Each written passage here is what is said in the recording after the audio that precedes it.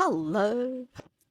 So in this video, I'm going to talk about the appointment setter or the ISA interview. Um, so an ISA and an appointment setter, they're kind of essentially the same thing.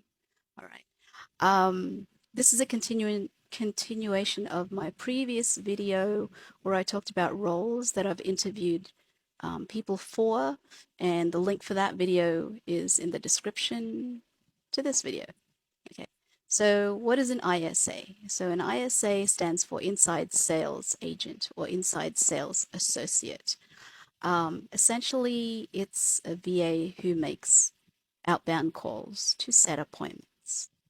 And if you're like me, 10 years ago, you came from the BPO or the call center industry and you didn't have any other skill set, uh, you are likely to fall or get an offer for this sort of job as a VA. Okay. So there are lots of niches and industries that make use of ISAs, like real estate, insurance. Um, so when I'm interviewing for an ISA role, what do I look at?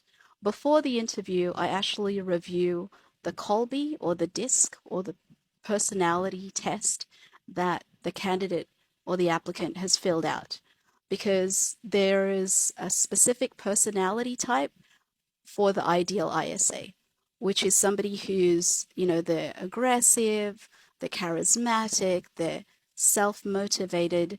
The communication skills need to be excellent, they need to be fluent, they need to be conversational. Okay. Um, and they need to be tech savvy to some extent.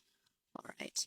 So, in an ISA interview, you may be asked to do a role play. Okay. So they could hand you a script and say, learn this, you'll go away, learn this for 10 minutes, and then come back and do an impromptu role play. Okay. That's essentially what an ISA or an appointment setter interview would look like. Now, if you don't like doing calls, then, this isn't the role for you, especially if you left the BPO industry because you don't like doing calls anymore. But if you don't have any other skill set, when you enter the virtual world, this is a role that you could fall into.